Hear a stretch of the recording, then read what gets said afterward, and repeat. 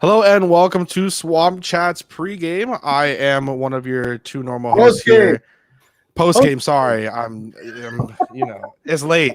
I'm one of your two normal co-hosts here, Kai Chen Chisholm. Joining me as always is Mei Ching, and of course now one of our guests who we had mentioned in the pregame, Will Miles is here. Will, game ends. It was ugly at halftime, but we got through it, both ugly at halftime and both the score and everything that happened, but we get through it, finish off the second half very well. Kadarius Toney shows that he can be that guy. How do you feel about the game? I mean, so it was ugly until there were about 2 minutes left in the half, and then all of a sudden Florida sort of turned on the Jets. And you knew that when you looked at the first half. I think I tweeted out something like they had 8.4 yards per attempt or something in the first half, and Missouri had like 3.4 or something like that. So it was a complete domination even before those last couple of touchdowns. But obviously the pick six made it hairy there in the second quarter where Missouri took the lead. But the thing I look at is Florida had, by my count, 7 explosive plays, so 20-plus yards. Missouri, none. No explosive plays for the Missouri Tigers in this game at all. Florida's defense came to play. That's the thing I think is the story coming out of this one, is it's no longer does Florida's defense have the ability to step up. It's do they have the ability to step up against Georgia next week? Yeah, well, no, I mean, listen, I don't know what was worse tonight. If it was maybe the the announcers on this SEC ALT network or the refereeing, man. But it was something. Listen, I'm going to be quite honest with you. I did not feel good at all heading toward halftime. I kind of said to myself, if we're going to win this football game, something needs to change. Either the offense starts scoring touchdowns, or not saying that the defense couldn't do enough, but man, they played one of the best halves I've seen this season. And yes, it's against the Missouri Tigers. I mean, it's nothing special, but you wanted to see some type of progress at least. And then, seeing the way that Kadarius Toney can just change a game with just 3 moves behind the line of scrimmage and score a touchdown. And then Kyle Trask, when he gets time to throw the football, you see how difficult he can be. It's just something amazing to watch and witness. So my question to you is, for next week heading towards Georgia, I know I'm jumping shit, but let's get right to it. For next week against Georgia, you'd have to think that this offense has to be starting out fast. You can't be just waiting till the second quarter to get it going, right? Well, I mean, it's going to be up to the offensive line. That was what kept them slow in the first quarter and half of that second quarter. Is the offensive line really struggled to keep Missouri's defense off of Trask. The pick six came on a ball where Toney was open. Toney beat his man one-on-one coverage, was open deep. That's who Trask was trying to get the ball to. Didn't have time to get the ball out. There were a few things though. I think we all sort of thought Trask was probably a little bit off in that first half, but then you look up, he had 271 yards passing by the time you look up. So I think that's the other thing is beyond the McElwain and Muschamp regimes where we've sort of got PTSD from that, you look and see the offense and you're like, yeah, it's struggling, it's not doing what it needs to do. But then you look up, you got 300 yards at the half, averaging 8.4 yards per attempt. They didn't run the ball very well in the first half, only 11 for 39 yards, but they came out in the third quarter and ran for 103 yards. And more importantly, they held they held Missouri to 4 yards on defense in the third quarter. And that was the calling card of Florida's defense last year. They were inconsistent last year, getting off the field on third downs, all those sorts of things. But the one thing you could count on last year from them is they were going to have one shutdown quarter. The only time they didn't was against Georgia and then against LSU. And those were the 2 games that they lost last year. So it's good to see that one quarter where they just sort of clamped down, got a bunch of plays in the backfield. Kyrie Campbell was a big difference tonight. But beyond that, a lot of guys were different. I think that's really what it sort of boils down to is the defensive line can make Stetson Bennett uncomfortable, and that'll give I'm not sure Georgia's going to be able to keep Florida below 30.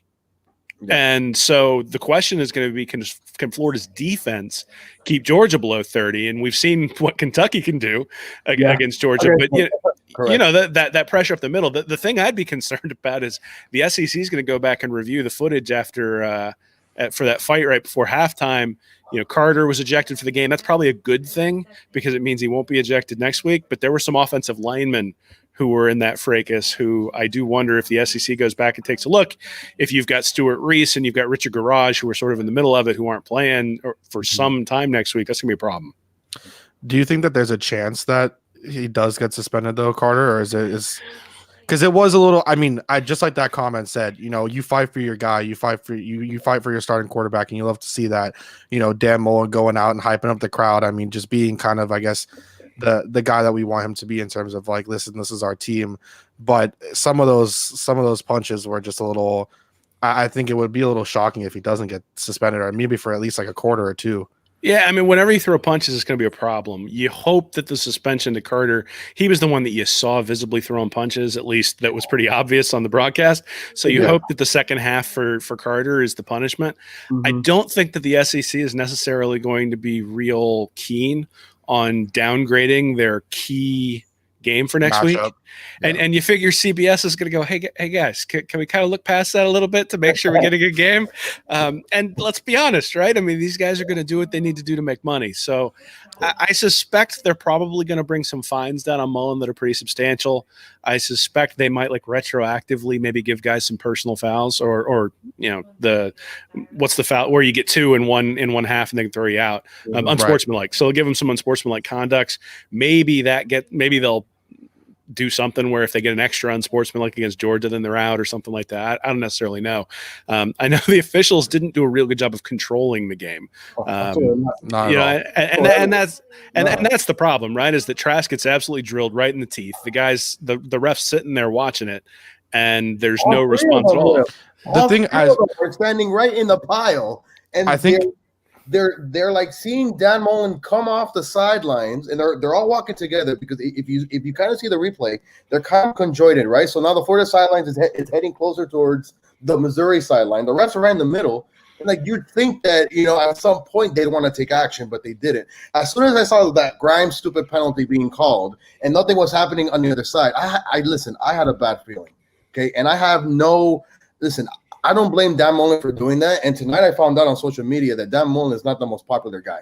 All right. They're bashing him, saying all these things. Remember, because all those comments for Twitter with COVID and whatnot. So I don't have an issue with that because it's towards the end of the half. And I have Missouri fans tweeting at me saying, well, you guys should have taken a knee. Get the hell out of here. What do you mean about taking a knee? Okay? Don't be offsides. Don't be offsides and give a chance. You know what I mean? So it's those little things that just boil on me. But I feel like the officials could have done a much better job in controlling the situation leading up to it and did a piss poor job at it. And Dan went out there, did what he had to do, which I believe. Listen, me and you are offensive linemen, okay? If our quarterback gets hit like that, I'm sorry. I'm not just walking into the locker room and be like, Coach, did you see that? No, heck no. I'm going to go up there and do something. And if I see my coach reacting to it, guess what? I'm going to be right next to him. That's what you do, right? Well, yeah. I mean, that's the issue I think people are taking is Mullen, and they said it on the telecast, and whether you agree with it or not, I guess is your perspective. But Mullen coming out on the field probably did elevate it a little bit. At the same time, his quarterback got drilled, and the officials didn't do anything about it. And the officials didn't call the pass interference on Grimes. They hadn't called. They called the offensive pass interference on Grimes earlier in the game. Then they didn't call a bunch of pass interferences where the guys were getting mauled on the outside. They called a holding on Elam that looked like it was a pretty good play. So the officials already sort of had the ire of Dan Mullen. Then that play doesn't get called. Mullen charges out onto the field. I think he's probably charging out there to yell at the officials, but then, obviously then Missouri sort of comes out and you have the meeting at the middle. Usually we reserve these sorts of things for for Florida FSU. That's what these used to be. But last year we had the little fracas against Vanderbilt and all of a sudden started putting it to them. I'm not sure if you're Missouri, why you'd want to piss off Florida. I'm not sure. The game was kind of dead, to be honest. I mean, obviously Florida had gotten up to 20 at that point, but the game was just sort of plodding along, and the announcers were perfect for it. They were just sort of like golf announcers. But it was horrible. It was the most unheardable game. I listen. I don't remember a broadcast in my entire 32 lives of watching sports where I probably said, "Where's the mute button?" You know what I mean? There's a couple of CBS commentators. No, there's a couple of the NFL. Kyle Trask and his girlfriend. What are you doing? And then we keep talking about in the fourth quarter about the suspensions. I'm like, wait a minute, aren't you the SEC? Aren't you supposed to be positive talking here? Like, what is this No, nonsense? I mean Hudson Mason is a bulldog, right? So he remembers getting his butt kicked. Wasn't he the quarterback when Treon went nuts, or when they just like ran the ball like 47 times against Georgia? Like, so That's what it was. you know, All right, that makes sense now. But still. Really quick, one of the things I think as well with that hit, I don't know about YouTube, but the second that without the replay, when I'm looking up here watching it, the second he throws that ball and I see him get hit, I'm like, probably going to be a roughing the passer, going to do either another Hail Mary or something. Nothing gets called, and they're just like, all right, so that's finally the end of the half. And I'm just like looking around at myself, like, are they really not going to call that? And then, of course, the scrimmage happens, and it's just like, the best way that they could have handled that was to call it the way that it should have been called, instead of just swallowing your whistle and then letting that happen. It doesn't happen if you just call the play correctly. Well, I mean, that's something the SEC is going to have to take into account, right? Is that the officials allowed that incident to occur, but obviously, I think what they're probably going to do is they're probably going to fine Mullen pretty substantially. All the fans are gonna send him like wheelbarrows full of pennies to help him with the Lane Kiffin Fund.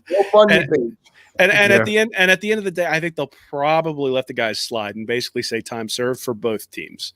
And that's what I guess will happen, unless there's clear video of somebody doing something egregious. But let's be honest. I mean, the dumbest thing you can do is throw a punch when the opponent's wearing a helmet. Like, we should have suspensions if you like kick him in the nuts or something. Not it just doesn't make him in the helmet. Makes no sense. One thing on the defense too. I know that we want to do this really quickly and then kind of round everything off. Against Texas A&M, the big thing that I think, and me and Manny have harped on it a lot, is just third down for the defense. Can't get off the field.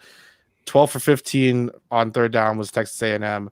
They held Missouri 3 for 15 today on defense. I think that's one of the things that all three of us can agree. It's just like finally, the defense did their job on third down and just got the team off the field. Pressure, right? They got pressure up the middle, and that's where Kyrie Campbell and Zach Carter made a huge difference. There was a play early on in the game. I think it was 3-0 Florida, where Bazelak sort of got pushed out of the pocket and then missed the guy he was throwing to. But the reason he got pushed out of the pocket and was inaccurate is because he had pressure coming up right through his right up into his face. That's something we haven't seen all year in any of the 3 games that Florida's played up until this one. And it was a pretty consistent thing. There were a bunch of sort of 3rd and 1s where Kyrie Campbell was in the backfield to knock down the running back. There were a bunch of times where they were able to get penetration. You had the great play on the reverse where Brenton Cox he'd gotten a little bit out of position on the first reverse, and then the second one he drove him back for like a 15-yard loss. So it was good to see guys staying in their gaps but still being aggressive, getting that push up the middle. And that's the reality. When you get pushed up the middle, the quarterback gets uncomfortable. When the quarterback gets uncomfortable, you're going to stop converting the third downs. They never did that against Mond, but they were able to do that tonight. Will, so now that we have you here and we thank you, I thought that Grimes or Copeland were going to emerge this season. Obviously, listen, I understand it's 2020, and we know that Pitts is always going to be the number one guy that that any defensive coordinator will say, listen, that guy we have to bracket no matter what. You included, Mr. Joystick 20 in there. But why haven't either Grimes or Copeland kind of separated themselves as the second or third target on offense? I think some of it is actually Trask has been singling out. Hits, maybe? Yeah, well, I had an article this week that sort of had some film work in it that showed Trask zeroing in on Tony and Pitts in instances where he had other guys open and check down. So the check down he threw to Pierce that went for like 34 yards was a really good sign because it meant that he immediately read the defense, saw what it was doing, realized he had the running back open, and was able to check it off. Now, Pro Football Focus is going to say, well, that's an easy throw. I'm not going to give him a whole lot of credit for that. But that's something he's not been doing, at least. So he's improved his arm strength, he's improved his mechanics, and he's trying to fit the ball in a little bit more than he has than he did last year. And I think he got a little bit over aggressive in that A&M game. Now, granted, A&M couldn't stop Florida's offense either. It was a defensive problem in that game. But still, it's good to see him drop the ball off. I think, one of the things we're seeing is that Trevon Grimes does not seem to get a whole lot of separation in one-on-one coverage. They have to throw that back shoulder throw. He's not necessarily beating guys with his route running, as opposed to Kadarius Toney, who, man, on that second touchdown, just absolutely turned the defensive back completely around. And even though I think Grimes probably straight line is faster than Toney, but Toney is so quick and can juke the defender and get him off balance, that all of a sudden Tony's able to create separation. That's what you're seeing. Pitts wins the battles physically. Tony wins the battles just from his ability to change directions. Grimes and Copeland haven't necessarily shown that yet, though Copeland was a lot better tonight. Copeland was open and made the plays when it came his way. For sure. If we give any small preview, Will, that you could have on the game upcoming next week. Run the ball. Like that is going to be a key. Run them, man, right? So they need to keep Georgia honest. One of the things that they did last year on offense was they kind of stalled when they got to like the 35 or the 40 in Georgia territory a bunch of times in that game. I think it was like 16-3 at one point, and they kept stalling on 3rd and 1, 3rd and 2, 3rd and 3, and it was really because they were relying on Trask to throw the ball, and Georgia was squeezing him. They were making him throw the ball outside against zone coverage and fitting it into tight spots, and he didn't necessarily have the ability to do that. Now, I think he's improved on that and is going to be able to do it a little bit more against Georgia, but if you can run the ball, the linebackers come up and those windows start to open a little bit. And so they're going to have to run the ball better than they did in the first half today against Missouri in order to really be effective. Once you get down the red zone, we saw it tonight a little bit in those first couple of drives. The inability to run the ball meant that you got to run precise pass patterns in order to get the touchdowns. If Trask is a little bit off, he threw one up to Tony that was a little bit short, where Tony was going up the high point. The ball just wasn't high enough. The DB broke it up. Georgia's going to be able to do that too. So, beyond the pass protection, I think they're going to have to run the ball a little bit better. But again, they've actually got a week of practice, so this is sort of Florida. It's not like virtually either. You're going to actually go out there on the field and do stuff. Well, and they're going to have all the guys back, and you wonder whether some of them might have been Wally Pipp tonight in terms of the defensive backs. But they're going to have everybody back. Everybody theoretically is going to be healthy. They're going to have a full week of practice where they can sort of knock the rust off that was clearly there in the first half. And like I said, I think they're going to be able to score at least 30 against Georgia's defense. I think we saw Alabama able to take advantage of Georgia's defense. I think Florida's got a different kind of offense, but I think there are guys on Georgia's offense or on Florida's offense are going to present problems for Georgia's defense. I think the real key to that game is going to be pressure up the middle. If they can get pressure up the middle against Stetson Bennett, he's going to make a couple of mistakes.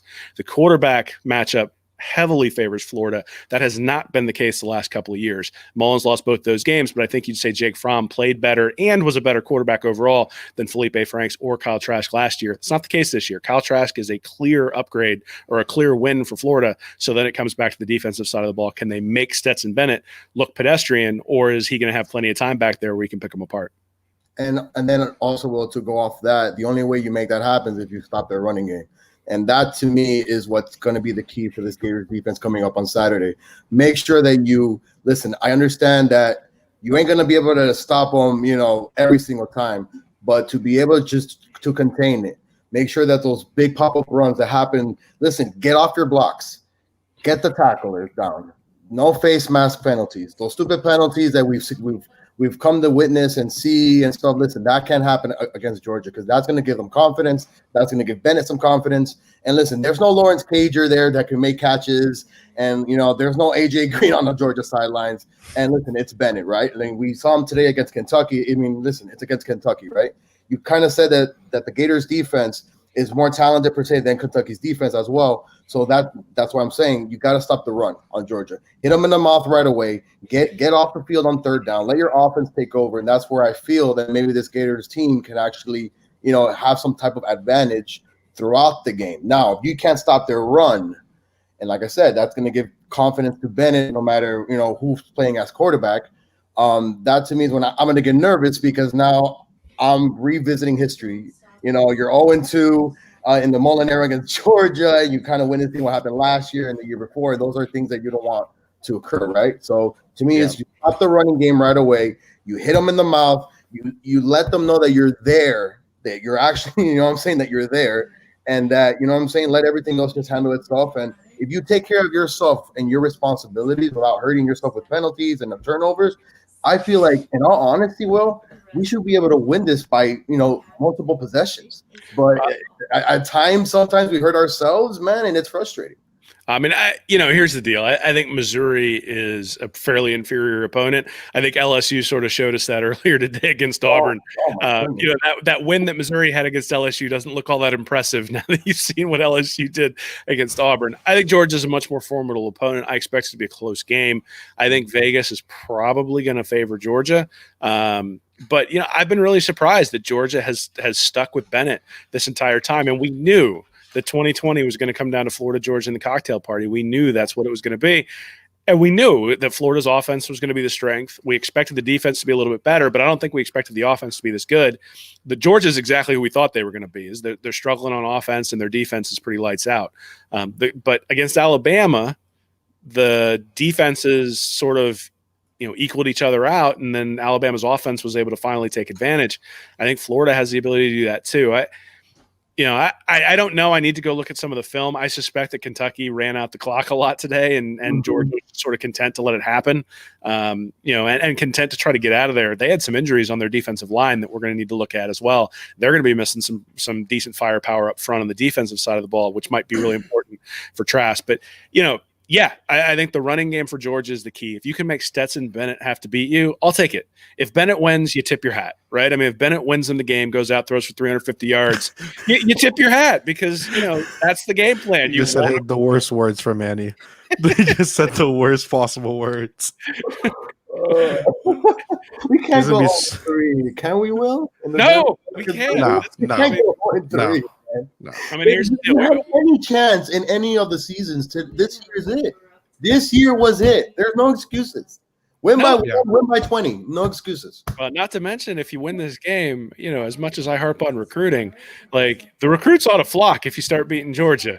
And that's been the thing that's sort of been holding them back. Everybody's like, show it on the field, show it on the field. Now, are you going to recruit like Kirby? Probably not. But at the same time, to show you can beat them, I think is significant. Now, the good news is that Kirby Smart is a pretty crappy in-game coach.